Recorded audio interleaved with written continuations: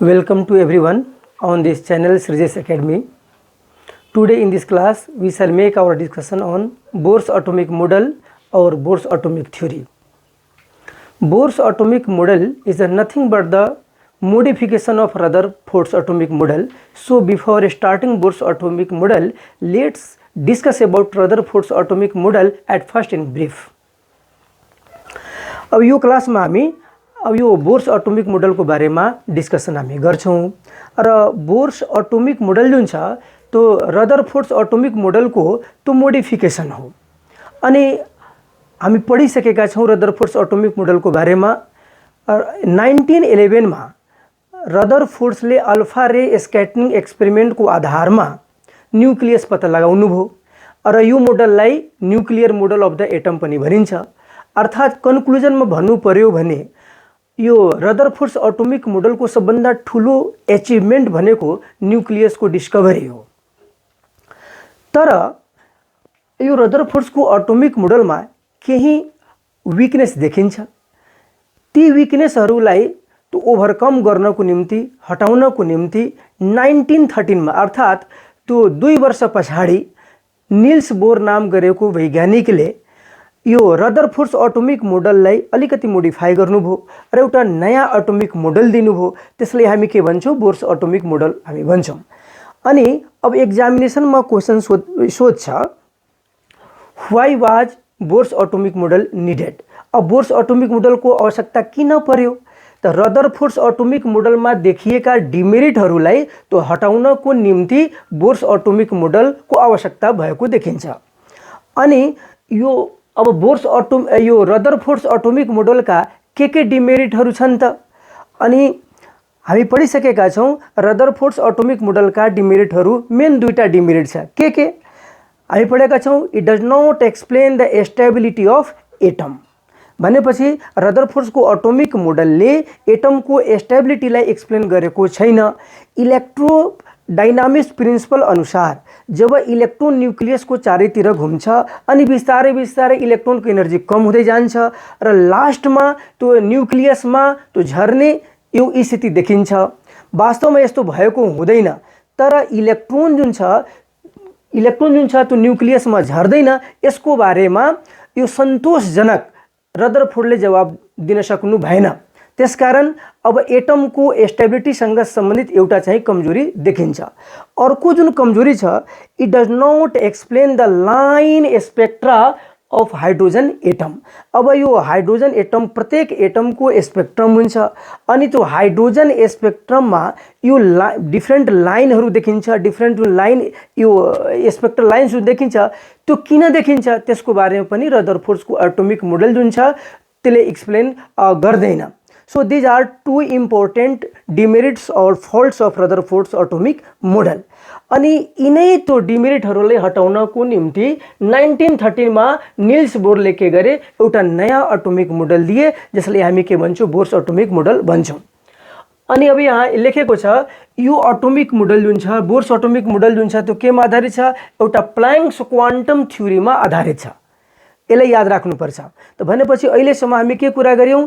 यो Bohr's atomic model was needed to remove the drawbacks of Rutherford's atomic model and it is based upon Planck's quantum theory. अनि अब यो Bohr's atomic मोडललाई डिटेलमा डिस्कसन गर्नुभन्दा अगाडि अलिकति प्लैंक्स क्वान्टम थ्योरीलाई पनि बुझ्नु जरुरी देखिन्छ। प्लैंक्स क्वान्टम थ्योरी अनुसार कुनै पनि वस्तुले तो एनर्जी एब्जर्ब अथवा एनर्जी जुन रिलीज गर्छ तो कंटिन्यूअसली गरेको हुँदैन। जस्तै अब यहाँ कुनै वस्तु छ। अब यो वस्तु जुन यो सपोज यो कुनै हट बडी छ, यसले एनर्जी रेडिएट गरिरहेको छ, एनर्जी यसले रिलीज गरिरहेको छ अनि यसले एनर्जी यसरी यो कन्टिन्युअस वेमा यसले रिलीज गरेको हुँदैन। अहिले हामी कुरा गर्दैछौं प्लैंक्स क्वान्टम थ्योरीको र यो प्लैंक्स क्वान्टम थ्योरीमै बोर्सको अटोमिक मोडल जुन छ त्यो आधारित छ। अनि कसरी गर्छ त? अब यो भनेपछि यो यसरी कन्टिन्युअस वेमा यसले एनर्जी न एब्जर्ब गर्छ न यसले एनर्जी रिलीज गर्छ। अनि गर्छ कसरी? अब यसले डिस्कन्टिन्युअस वेमा गर्छ। जस्तै अब यो डिस्कन्टिन्युअस वेमा यसले एनर्जी रिलीज गरिरहेको हुन्छ। अनि अब यो एनर्जीको भनेपछि एनर्जीको बन्डलको फर्ममा यसले एनर्जी इमिट गर्छ अथवा लुज गर्छ। यो एनर्जीको जुन बन्डल छ त्यसलाई क्वान्टम भनिन्छ, क्वान्टम भनिन्छ अथवा यसलाई फोटोन पनि भन्ने चलन छ। अब यो क्वान्टम भयो, यो पनि क्वान्टम भयो, यो पनि क्वान्टम भयो। त भनेपछि यो प्लाङ्क्स क्वान्टम थ्योरीले के भन्छ, कुनै पनि वस्तुले एनर्जी रिलिज गर्दाखेरि त्यो प्याकेटमा गर्छ, अर्थात् कन्टिन्युअस वेमा गर्दैन, डिसकन्टिन्युअस वेमा गर्छ र यही प्लाङ्क्स क्वान्टम थ्योरीमा यो बोर्सको एटोमिक मोडल आधारित छ। अब यहाँ बोर्सको एटोमिक मोडलका के पोस्टुलेटहरू छन्, यसलाई हामी 3 पार्टमा डिभाइड गरेर हामी स्टडी गर्छौँ। पहिलो कन्सेप्ट छ, यो पहिलो पोस्टुलेट छ concept of stationary orbit, concept of stationary orbit. Next जुन कन्सेप्ट छ त्यसलाई हामी भन्छौँ कन्सेप्ट अफ परमिसिबल अर्बिट हामी भन्छौँ। तेस्रो जुन कन्सेप्ट छ त्यसलाई भनिन्छ कन्सेप्ट अफ इलेक्ट्रोनिक ट्रान्जिसन। अब यहाँ हामी त्यो बोर्स एटोमिक मोडलका डिफ्रेन्ट पोस्टुलेटहरूलाई हामी 1 बाई 1 डिस्कसन गर्नेछौँ।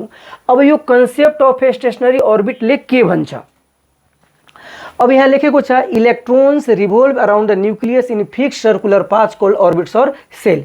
इलेक्ट्रोन जुन छ त्यो न्यूक्लियसको चारैतिर एउटा फिक्स्ड सर्कुलर पाथमा घुम्छ अनि त्यो सर्कुलर पाथले हामी के भन्छौँ, अर्बिट भन्छौँ र अथवा त्यसलाई हामी सेल पनि भन्छौँ। अनि सेकेन्ड पोइन्ट छ each orbit is associated with fixed amount of energy. प्रत्येक अर्बिटको अर्थात् प्रत्येक सेलको यो फिक्स्ड अमाउन्ट अफ एनर्जी हुन्छ। यसलाई हामी यसरी भन्न सक्छौँ each orbit or shell is related with fixed amount of energy. अनि यही कारणले गर्दाखेरि अर्बिट अथवा सेललाई एनर्जी लेभल पनि भनिन्छ। क्वान्टम नम्बरको टर्ममा भन्नु पर्यो भने अर्बिटको सम्बन्ध छ प्रिन्सिपल क्वान्टम नम्बरसँग। अनि यो सबैले थाहा भएकै कुरो छ, यो अर्बिटले हामी स्मल एल ने डिनोट गर्छौँ र अर्बिटको जुन भ्यालु छ त्यो अर्बिटको जुन भ्यालु छ 1 देखि लिएर इन्फिनिटीसम्म हुन सक्छ, यसको भ्यालु चाहिँ 0 हुँदैन। भनेपछि the value of n varies from 1 to infinity. Now we are discussing about the concept of stationary orbit. अनि अब यो एनर्जी अर्डरको कुरा गर्दाखेरि यो जसरी हामी एटमको न्यूक्लियसबाट त्यो डिस्टेन्स बढ्दै जान्छ त्यो अर्बिटको एनर्जी के हुन्छ, बढ्दै जान्छ। जस्तै अब यो न्यूक्लियसको सबभन्दा नजिकमा रहेको जुन अर्बिट हुन्छ त्यसलाई हामी फर्स्ट अर्बिट भन्छौँ र फर्स्ट अर्बिटको एनर्जी जुन छ त्यो सबभन्दा कम हुन्छ, एकदम मिनिमम हुन्छ। अनि फर्स्ट अर्बिटको भन्दा सेकेन्ड अर्बिटको एनर्जी बढी हुन्छ, त्यस्तै गरी सेकेन्ड भन्दा थर्डको बढी हुन्छ, थर्डको भन्दा फोर्थको बढी हुन्छ एन्ड सो अन। अनि यो अर्बिटहरूलाई त्यो लेटरले डिनोट गर्ने चलन पनि छ, जस्तै KLMN ले पनि रिप्रेजेन्ट गरिन्छ। यो के भनेको फर्स्ट अर्बिट छ, L भनेको सेकेन्ड अर्बिट छ, M भनेको फोर्थ अर्बिट छ एन्ड सो अन। अनि अब यहाँ एनर्जी अर्डर लेखेको छ, K को भन्दा यो L सेलको एनर्जी बढी हुन्छ, L को भन्दा M को एनर्जी बढी हुन्छ र M को भन्दा N को एनर्जी चाहिँ बढी हुन्छ। अनि अब अर्को जुन पोइन्ट हामी कन्सेप्ट अफ स्टेशनरी अर्बिटमा लेखेका छौँ त्यो के छ, electron does not change its energy as long as an electron revolves in a particular orbit. This explains the stability of atom. What does it mean भनेपछि कुनै अब यो रदरफोर्ड्सको एटोमिक मोडलमा जुन एउटा यो जुन डिमेरिट देखिएको थियो यो अनस्टेबिलिटीसँग सम्बन्धित, त्यसको निराकरण, त्यसको रिमुभल यही पोइन्टको आधारमा यहाँ गरिन्छ। और एग्जामिनेशन में क्वेश्चन सोच how does bore atomic model explain the stability of atom र त्यसको एन्सर हामी यही पोइन्टको आधारमा हामी गर्छौँ। यसले के भन्छ, कुनै पनि इलेक्ट्रोन कुनै पार्टिकुलर अर्बिटमा हुन्जेल अथवा त्यो रिभोल्भ गरुन्जेल त्यसको एनर्जीमा कुनै किसिमको चेन्जिङ आउँदैन, अर्थात् त्यसले न एनर्जी लुज गर्छ न गेन गर्छ। अनि अब लुज पनि गर्दैन, गेन पनि गर्दैन। अनि अब यो त्यसकारण यो घुम्ने क्रममा इलेक्ट्रोन जुन छ एनर्जी लुज गर्दैन, त्यसकारण न्यूक्लियसमा फल हुने कुरो आउँदैन। And in this way Bohr's atomic model explains the stability of atom. अब यस पछाडि हामी अब यो बोर्स एटोमिक मोडलको दोस्रो जुन कन्सेप्ट छ त्यो हामी स्टडी गर्छौँ, जसलाई भनिन्छ कन्सेप्ट अफ परमिसिबल अर्बिट। यो बोर्स एटोमिक मोडलको सेकेन्ड जुन कन्सेप्ट छ कन्सेप्ट अफ परमिसिबल अर्बिट र यसलाई हामी concept of quantization of angular momentum पनि हामी भन्छौँ। Concept of quantization of angular momentum. यहाँ क्वान्टाइजेसन जुन टर्म छ त्यो धेरै इम्पोर्टेन्ट टर्म छ। र यसलाई हामी यसरी पनि भन्न सक्छौँ concept of quantization of energy of an electron अथवा कन्सेप्ट अफ क्वान्टाइज्ड अर्बिट पनि यसलाई हामी भन्न सक्छौँ। तो अहिले हामी यो बोर्स एटोमिक मोडलको सेकेन्ड पोस्टुलेटको कुरा गर्दैछौँ, concept of permissible orbit which is also known as concept of quantization of angular momentum. अब यहाँ पहिला यो के अरे अब एङ्गुलर मोमेन्टमको बारेमा अलिकति कुरा गरिहाल्यो।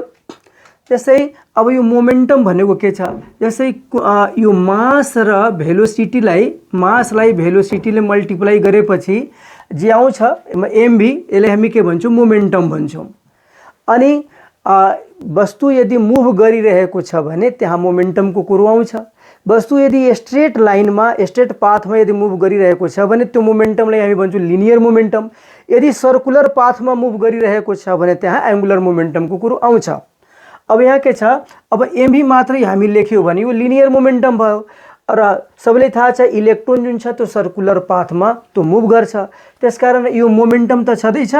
अनि प्रत्येक अर्बिटको सर्टेन रेडियस हुन्छ अनि त्यो रेडियसले हामी मल्टिप्लाई गरिहाल्यो भने यसलाई हामी के भन्छौँ एङ्गुलर मोमेन्टम भन्छौँ, एङ्गुलर मोमेन्टम। त भनेपछि mvr भनेको के छ एङ्गुलर मोमेन्टम। त यहाँ इलेक्ट्रोन जुन छ त्यो सर्कुलर पाथमा मुभ गरिरहेको छ, त्यसकारण हामी यहाँ एङ्गुलर मोमेन्टमको कुरा गर्छौँ। अब यो कन्सेप्टले के भन्छ, only those orbits are permissible for which the angular momentum of an electron is integral multiple of h/2π लेखेको छ। भनेपछि अब यसलाई तो प्र्याक्टिकल्ली भन्नु पर्यो भने कुनै पनि इलेक्ट्रोन कुनै खास अर्बिटमा हुनको लागि जस्तै हामी पढिसकेका छौँ प्रत्येक अर्बिटको एनर्जी हुन्छ, प्रत्येक इलेक्ट्रोनको पनि एनर्जी हुन्छ। त्यसकारण कुनै पनि इलेक्ट्रोन कुनै खास अर्बिटमा हुनको लागि त्यो इलेक्ट्रोनको एनर्जी जुन छ त्यो अर्बिटको एनर्जीसँग म्याच गरेको हुनुपर्छ। अब यहाँ त्यो यति एनर्जीलाई हामी एङ्गुलर मोमेन्टमको टर्ममा हामी एक्सप्रेस गरेका छौँ। त भनेपछि यो त्यस्ता अर्बिटहरू परमिसिबल हुन्छन् कुनै खास इलेक्ट्रोनको लागि जसको एङ्गुलर मोमेन्टमको भ्यालु जुन छ h/2π को इन्टेग्रल मल्टिपल हुन्छ। अब यो भनेको के भयो, अब यहाँ हामी n इन्टु h/2π लेखेको छ। अब हामी यसलाई यसरी लेख्न सक्छौँ n इन्टु h/2π। त भनेपछि अब यो n लाई h/2π लेखे गरेको छ, मल्टिप्लाई गरेको छ, जहाँ n भनेको के छ नम्बर छ, यो n भनेको के छ नम्बर छ र यहाँ के लेखेको छ भनेपछि h/2π को यो मल्टिपल छ n र n कस्तो नम्बर हुनुपर्छ, यो फ्र्याक्सनल होइन, यो कस्तो हुनुपर्छ होल नम्बर हुनुपर्छ, इन्टेगर हुनुपर्छ। त भनेपछि यहाँ n को जुन भ्यालु छ 1 हुन्छ, 2 हुन्छ, 3 हुन्छ, 4 हुन्छ, 5 हुन्छ, इन्टेगर हुन्छ, होल नम्बर हुन्छ। यो 1.1 चाहिँ हुन सक्दैन, यो रङ भयो। 1.2 हुन सक्दैन, 1.25 हुन सक्दैन, जहिले पनि के हुन्छ यो होल नम्बर हुन्छ। त अब यो कन्सेप्टले के भन्छ, कुनै खास अर्बिटमा त्यो इलेक्ट्रोन हुनको लागि त्यो त्यसमा इलेक्ट्रोनको जुन एङ्गुलर मोमेन्टम छ त्यो कस्तो हुनुपर्छ h/2π को इन्टेग्रल मल्टिपल हुनु पर्छ। अनि त यो हामी कुरा गरिसकेका छौँ n को भ्यालु 1 हुन्छ, 2, 3, 4, 5 हुन्छ र यहाँ m भनेको के छ, यहाँ m भनेको मास अफ इलेक्ट्रोन, किनभने मुभ गरिरहेको छ इलेक्ट्रोन, त्यसकारण m भनेको मास अफ इलेक्ट्रोन भइहाल्यो। अनि v भनेको के भयो, v भनेको भेलोसिटी अफ इलेक्ट्रोन भयो। r के छ, r भनेको रेडियस अफ एन अर्बिट भयो। अनि त्यसपछि h भनेको यो प्लाङ्क्स कन्स्टेन्ट छ र यो प्लाङ्क्स कन्स्टेन्टको भ्यालु कति हुन्छ 6.62 इन्टु 10⁻⁻27 अर्ग सेकेन्ड र यसलाई हामी जुल सेकेन्डमा पनि कन्भर्ट गर्न सक्छौँ 6.62 इन्टु 10⁻34 जुल सेकेन्ड। अनि अब त्यसकारण यो कन्सेप्ट अफ परमिसिबल अर्बिटले के भन्छ, यो कुनै पनि अर्बिटमा इलेक्ट्रोन हुनको लागि त्यो इलेक्ट्रोनको जुन एङ्गुलर मोमेन्टम छ त्यो h/2π को इन्टेग्रल मल्टिपल हुनुपर्छ र त्यो n भनेको यहाँ अर्बिटको नम्बर छ र n भनेको अर्बिटको नम्बर, यही कारणले गर्दाखेरि त्यो अर्बिटको नम्बर जहिले पनि के हुन्छ होल नम्बर हुन्छ। अर्थात् यसलाई हामी यसरी भन्न सक्छौँ, जस्तै यो एटमको फिगर छ, यसमा यो न्युक्लियस छ, न्युक्लियसमा पोजिटिभ चार्ज हुन्छ त्यो कुरो देखाइएको छ, यो फर्स्ट अर्बिट छ, यो सेकेन्ड अर्बिट छ, यो थर्ड अर्बिट छ, सबैले थाहा भएको कुरो हो यो। अनि यो इलेक्ट्रोन जुन छ नि, अब यो इलेक्ट्रोन जहिले पनि या त यहाँ हुन्छ अथवा यहाँ हुन्छ अथवा यहाँ हुन्छ, दुईटा अर्बिटको बिचमा यो इलेक्ट्रोन हुन सक्दैन। भनेपछि यो इलेक्ट्रोन यहाँ हुन सक्दैन, इलेक्ट्रोन यहाँ हुन सक्दैन, यहाँ हुन सक्दैन, यहाँ हुन सक्दैन। इलेक्ट्रोन या त यहाँ हुन सक्छ अथवा यहाँ हुन सक्छ अथवा यहाँ हुन सक्छ। यही त्यो प्लाङ्क्स क्वान्टम थ्योरीको यो आधारमा हामी एक्सप्लेनेसन गर्छौँ। प्लाङ्क्स क्वान्टम थ्योरीले के भनेको छ, यो एनर्जी जुन छ त्यो रिलिज हुँदाखेरि त्यो कन्टिन्युअसली रिलिज भएको हुँदैन, डिसकन्टिन्युअसली रिलिज हुन्छ। अर्थात् यो जस्तै अब यो इलेक्ट्रोन यदि ग्रेजुअली एनर्जी रिलिज गरेको भए यहाँ बिस्तारै बिस्तारै यहाँ पहिला 1.1 हुन्थ्यो, 1.2 हुन्थ्यो, 1.3 अनि त्यसपछि 2 हुन्थ्यो, त्यस्तै 2.1 हुन्थ्यो, 2.2 हुन्थ्यो, 2.3 हुन्थ्यो अनि 3 मा जान्थ्यो।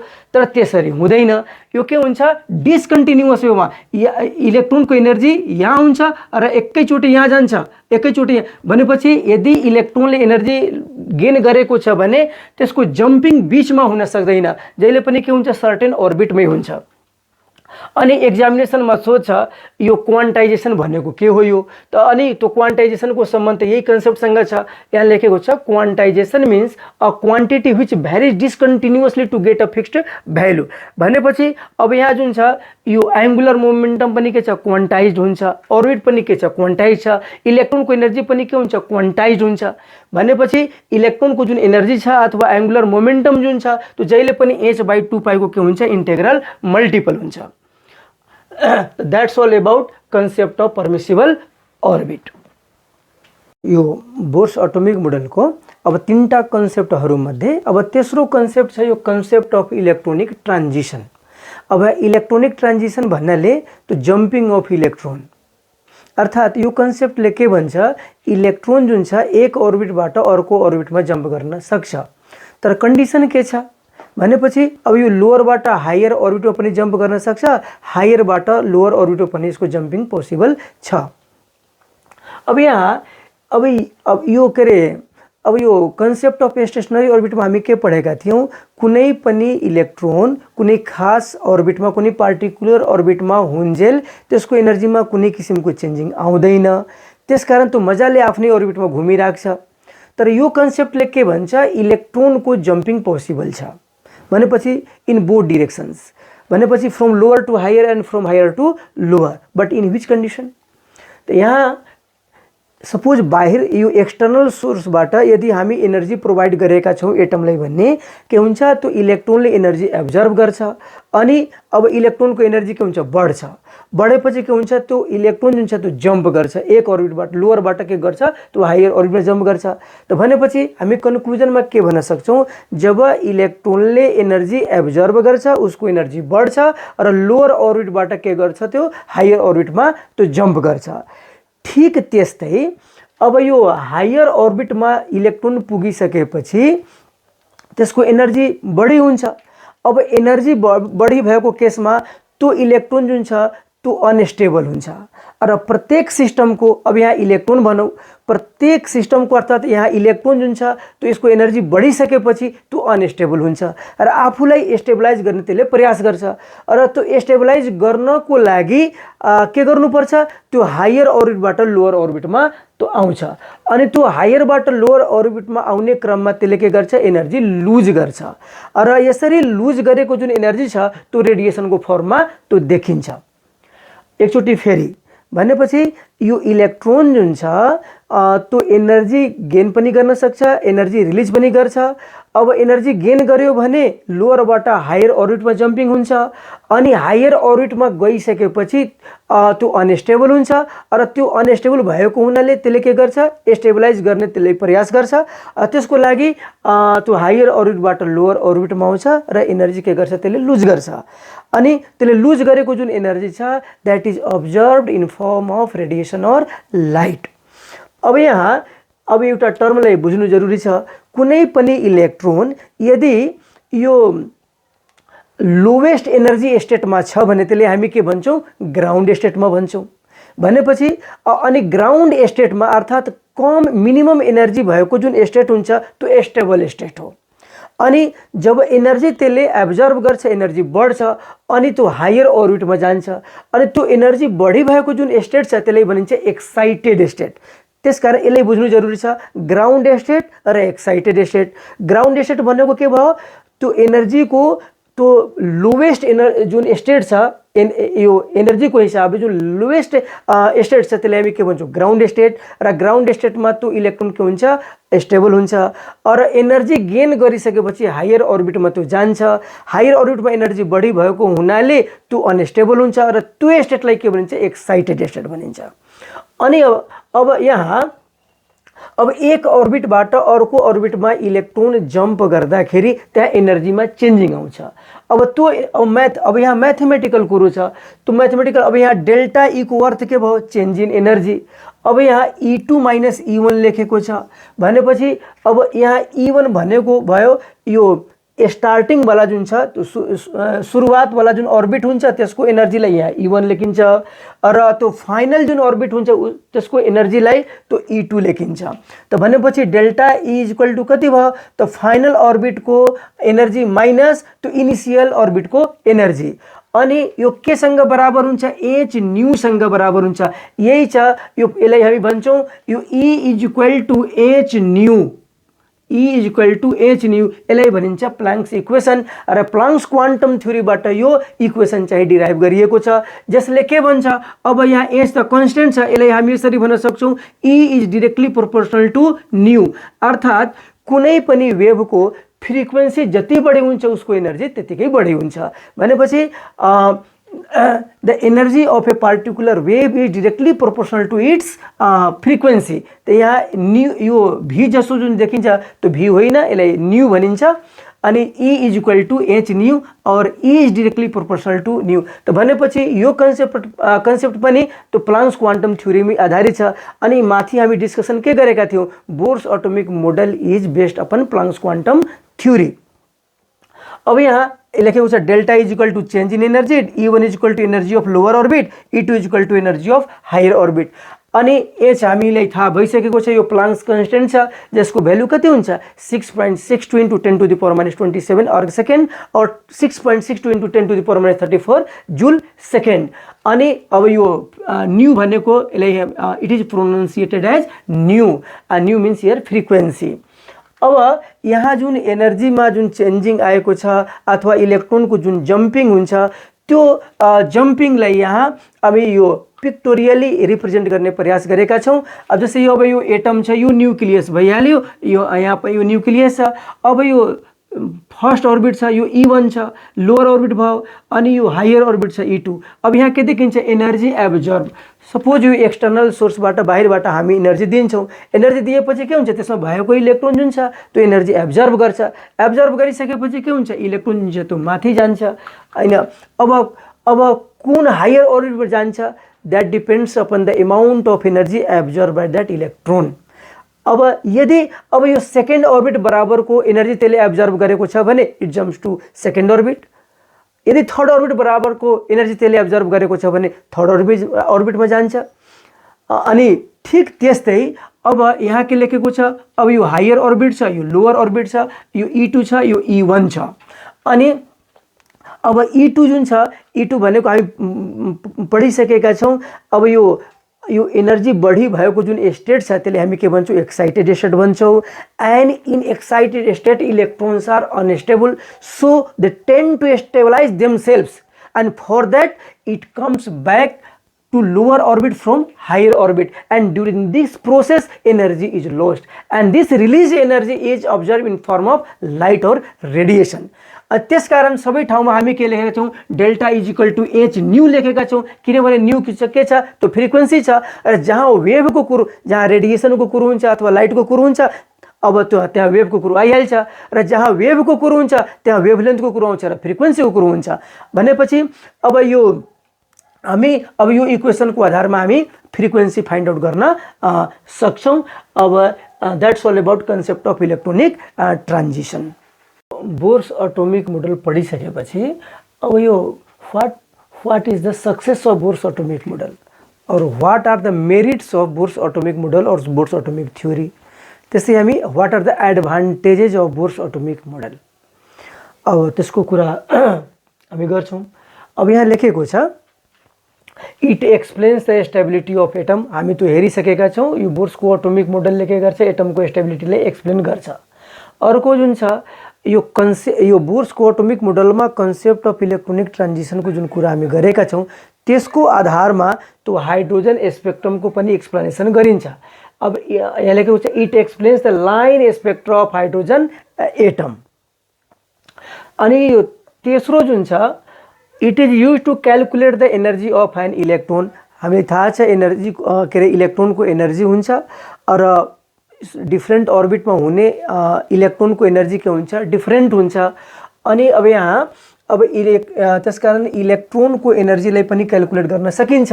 अब फर्मुला के छ E is equal to -2 pi square me⁴ z square by n square h square. अब यसको अर्थ के भयो, m भनेको यहाँ के छ, m भनेको यहाँ भइहाल्यो मास अफ इलेक्ट्रोन।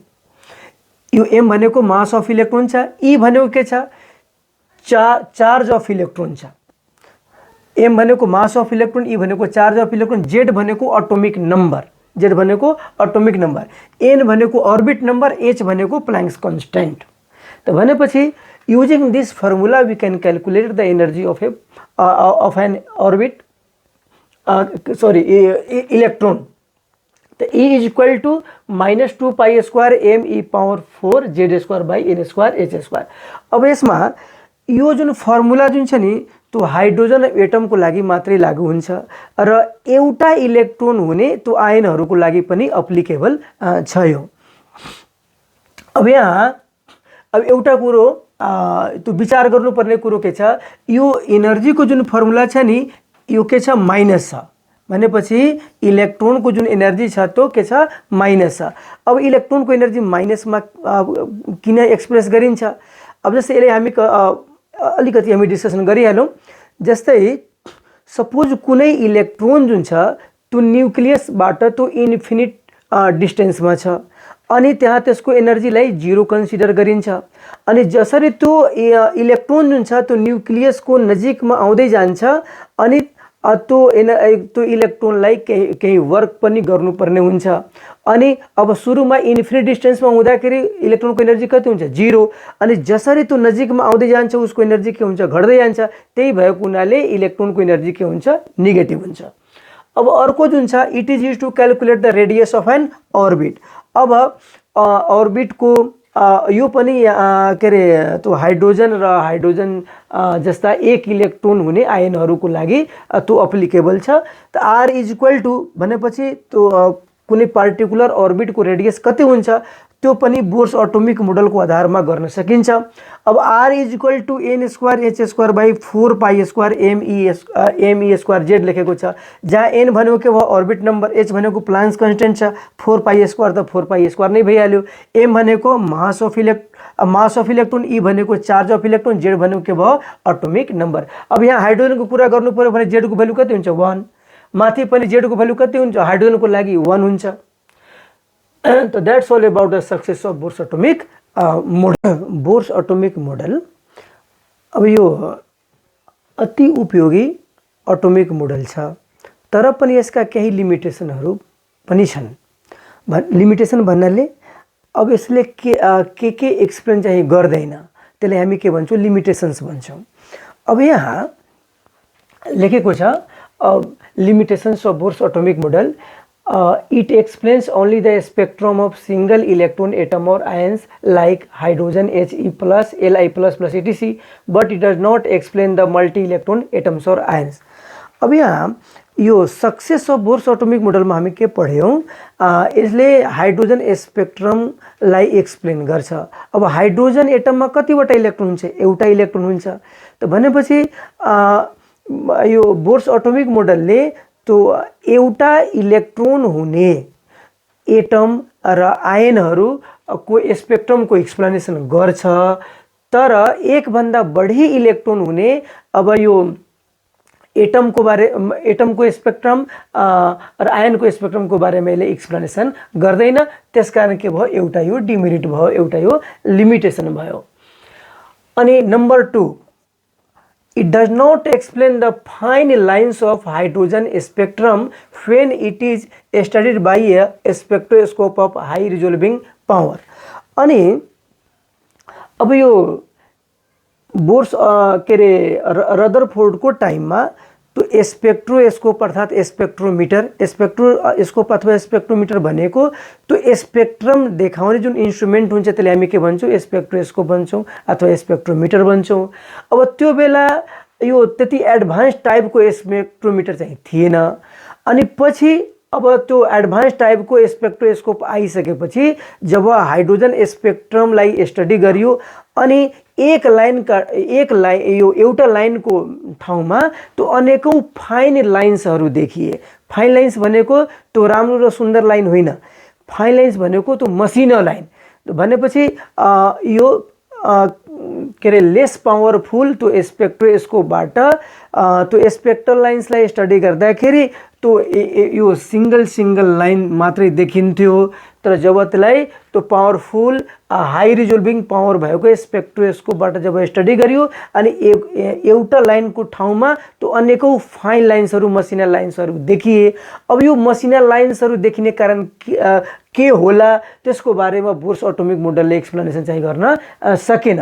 र एउटा कुरा के बुझ्नु जरुरी छ, अब यो स्पेक्ट्रममा जुन लाइनहरू देखिन्छ त्यो लाइनको सम्बन्ध अर्बिटसँग छ, त्यो लाइनको सम्बन्ध सबसेलसँग छ र त्यो लाइनको सम्बन्ध केसँग छ, अर्बिटलसँग छ। जस्तै अब यो सुरुमा जुन मेन लाइन देखियो त्यसको आधारमा त्यो के अरे अर्बिटको कुरो आयो र पछि अब त्यसको ठाउँमा अनेकै लाइनहरू देखियो, त्यसपछि त्यो सबसेलको कुरो आयो।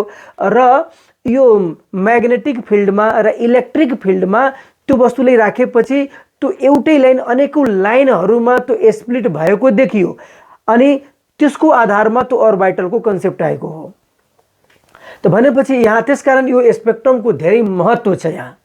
त भनेपछि अब हामी यो फर्स्टमा के पढ्यौं, यसले एउटा इलेक्ट्रोन हुने एटम यो अथवा आयनको स्पेक्ट्रमको एक्सप्लेनेसन गर्छ। तर एक भन्दा बढी इलेक्ट्रोन हुने एटम र आयनको स्पेक्ट्रमको बारेमा यसले एक्सप्लेनेसन गर्दैन। दोस्रो कुरा हामी के पढ्यौं, हाइड्रोजन स्पेक्ट्रमलाई जब हामी पावरफुल स्पेक्ट्रोस्कोप अथवा स्पेक्ट्रोमिटरबाट जब हामी स्टडी गर्छौं त्यसमा जुन मसिना लाइनहरू देखिन्छ, फाइन लाइन्सहरू जुन देखिन्छ, अब त्यसको एक्सप्लेनेसन चाहिँ बोर्स एटोमिक मोडलको आधारमा त्यो गर्न सकिदैन। अनि तेस्रो जुन छ यहाँ लेखेको छ, it does not explain the splitting of spectral lines in magnetic field, यसलाई भनिन्छ Zeeman effect, and in electric field यसलाई भनिन्छ स्टार्क इफेक्ट। यसलाई हामी यसरी पनि भन्न सक्छौँ, Bohr's atomic model does not explain Zeeman effect and Stark effect. अब जीमन इफेक्ट र स्टार्क इफेक्ट भनेको के छ, अब त्यो कम्पाउन्डलाई अथवा एलिमेन्टलाई अब यो जसको स्पेक्ट्रम हेर्नु पर्ने छ त्यसले म्याग्नेटिक फिल्डमा राख्यो भने अब यो एउटै लाइन जुन छ त्यो डिफरेन्ट लाइनमा त्यो ब्रेक भएको देखिन्छ, स्प्लिट भएको देखिन्छ। र त्यो म्याग्नेटिक फिल्डमा जुन स्प्लिटिङ हुन्छ त्यसलाई जीमन इफेक्ट भनिन्छ। र त्यस्तै इलेक्ट्रिक फिल्डमा पनि राख्यो भने नि त्यो लाइनको स्प्लिटिङ हुन्छ, त्यसलाई के भनिन्छ, स्टार्क इफेक्ट भनिन्छ। अब यो म्याग्नेटिक फिल्डमा अथवा इलेक्ट्रिक फिल्डमा त्यो लाइनको स्पेक्ट्रल लाइन्सको स्प्लिटिङ किन हुन्छ, that also can't be explained on the basis of this Bohr's atomic model. अब यो नेक्स्ट पोइन्ट जुन छ त्यसले के भन्छ, it does not explain the wave nature of electron and it goes against Heisenberg uncertainty principle. अब यो modern साइन्सले के पत्ता लगाइसकेको छ, यो इलेक्ट्रोन जुन छ, इलेक्ट्रोन र इलेक्ट्रोन जस्ता जति माइक्रोस्कोपिक पार्टिकलहरू छन् तिनीहरू पार्टिकल जस्तो पनि बिहेभ गर्छन् र वेभ जस्तो पनि बिहेभ गर्छन्। यसलाई हामी के भन्छौँ, डुअल क्यारेक्टर अथवा डुअल नेचर हामी भन्छौँ। भनेपछि इलेक्ट्रोन जुन छ, अब यो बोर्स एटोमिक मोडल को कुरा गर्दाखेरि इलेक्ट्रोन मात्रै पार्टिकल जस्तो हुन्छ भन्ने हामी गरेका छौँ। तर अहिले के पत्ता लागिसकेको छ, इलेक्ट्रोन पार्टिकल जस्तो मात्रै होइन, यसले वेभ जस्तो पनि बिहेभ गर्छ। त्यसकारण इलेक्ट्रोन सोज डुअल क्यारेक्टर अथवा डुअल नेचर। भनेपछि अब यसको अर्थ के भयो, यो बोर्स एटोमिक मोडल जुन छ इलेक्ट्रोनको वेभ नेचरको बारेमा एक्सप्लेन चाहिँ गर्दैन। अनि अब हिजेनबर्ग अनसर्टेनिटी प्रिन्सिपलको बारेमा पनि एटोमिक स्ट्रक्चर च्याप्टरमा पढ्नुपर्छ र यो टोटली केमा आधारित छ, यो इलेक्ट्रोनको वेभ नेचरमा आधारित छ। अनि बोर्सको एटोमिक मोडलले वेभ नेचरलाई त्यसले एड्रेसिङ गरेको छैन, त्यसकारण हिजेनबर्ग अनसर्टेनिटी प्रिन्सिपलको एगेन्स्टको यो थ्योरी छ अथवा यो मोडल छ, यो बोर्स एटोमिक मोडल। अब एक्जामिनेसनमा क्वेसन सोधेको छ, which one model goes against Heisenberg uncertainty principle and what is the statement of that principle।